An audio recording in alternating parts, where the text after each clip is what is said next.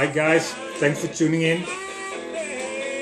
The music you're hearing in the background, a little bit different as normal. The Black Keys. This was my prize for winning the contest from Stavros, 150 subs. He had several records I could pick from. I didn't know any, so I had to ask for a recommendation. Stavros said, take Black Keys, and absolutely, 100% right. It's not what I normally play. It reminds me a little bit of early ZZ Top, but it's actually two guys, Dan and Patrick. And on the back there are some short reviews which were printed, I guess, in newspapers and so on. And it says, bearded guitarist Dan has the voice of a well-trained, traveled 55-year-old and has the chops to spare. Skinny drummer Patrick duck, rolls and dive just right, and it's amazing. If you look at these guys and the noise they make, it's really great to have this album. It's from 2002 and it makes me want to check out the rest of that discography.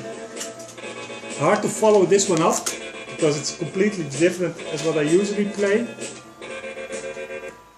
A little bit in the same direction from what I got, because I will be showing, as I usually do in these episodes, newly released albums from 2016. It's Triode, and the album's name is, I have to speak, On ne pas fini d'avoir tout vu. No clue what that means. As usual, my language is not so good. And this is a reissue from 1970 or something thereabout. I don't see it somewhere mentioned, but it says also, it remained an obscure, even prog circles, this instrumental jazzy prog monster is finally available again in its original form. Great thing about the vinyl hype, of course, the reissues are coming out from everywhere. People are really searching for records to reissue. It's from France. It's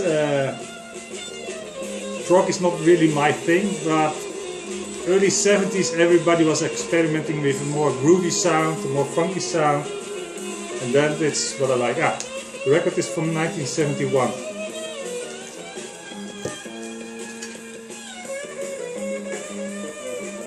It also has some nice flute in it, and the faster songs.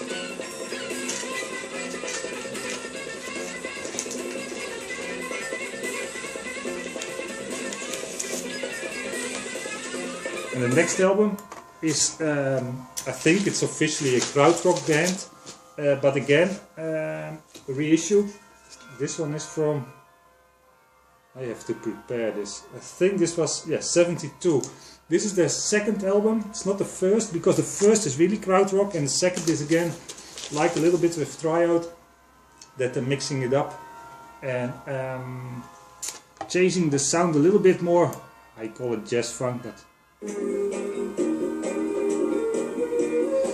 what attracted me was, or the first time, is the drums is by Klaus Weiss. So he was also in Sop and in other bands. So in Germany there was really a lot of this kind of music coming out, and at that time I didn't know.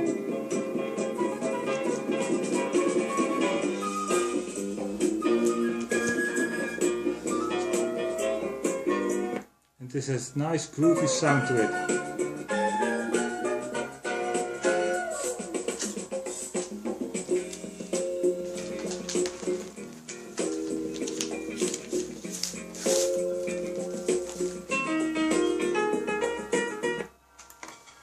Next album is 2016, not a reissue but newly released.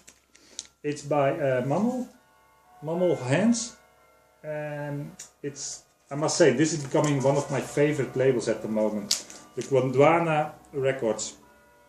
They're releasing not many albums, but what they are releasing is by new artists, and in general it sounds very good.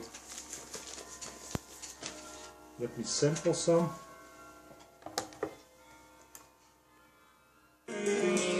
And this is a trio setting with saxophone, piano and drums. And okay, that's almost a standard setting, except there's no bass. But the sound is it's like almost like they're playing electronic music in the way the rhythm is, but then they do it acoustically. And this gives really a fresh new sound to everything.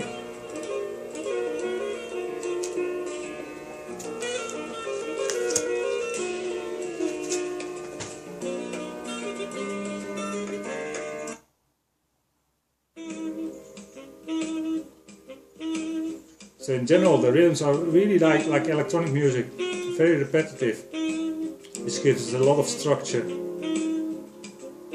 So I don't know if you have to call this like jazz or electronic, it's really in between.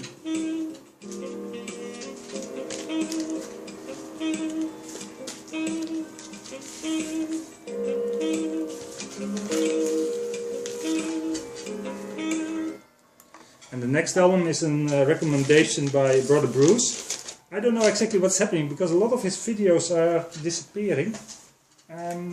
This is Family Atlantica, Cosmic Unity. It's, I think you can call this world music, but it has a very much jazzy vibe to it.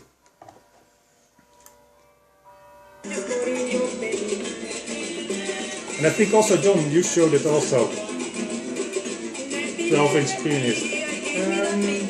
Also released in 2016. And the band is, I don't know how many people are in the band, like 5, 10, 15, 20, 25 people or something. So some songs have this African beat to the on the background. And at some moments it seems like they're playing all together, and I'm hoping that they have the same song sheet, that they're doing the same song. No, just kidding, it really sounds refreshing, this album. They also have some other albums out. I checked a few and this one was the one that I picked to buy and to listen to.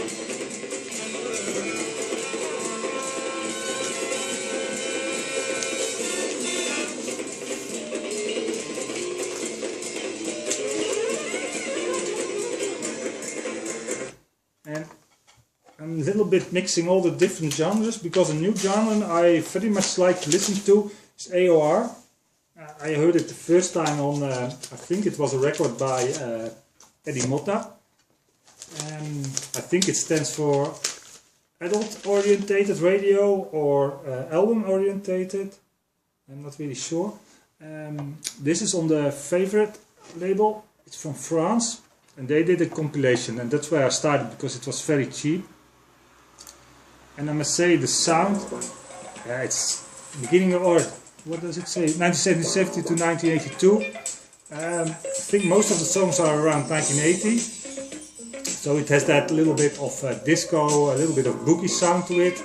On the other hand, it's like very fresh, a little bit of a jazzy vibe to them. And I must say, this album, I've played it so many times, and usually I don't want to buy compilations because you end up buying the real or the records where the songs are coming from.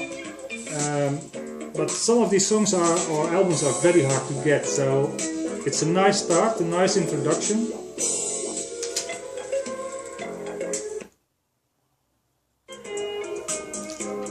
And I must say, they're selected by Charles Morris, and he's also, I guess, the label owner. And these songs are really so much fun to just play them in the background.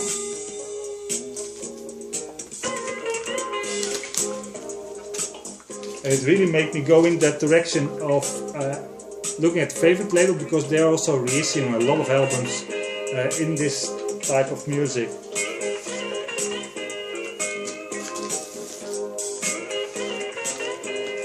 And one of the first I picked up was from Craig Yoder. Craig Yoder is from Hawaii, so it has that really laid-back sound to it. And I guess then that you can call this also AOR music.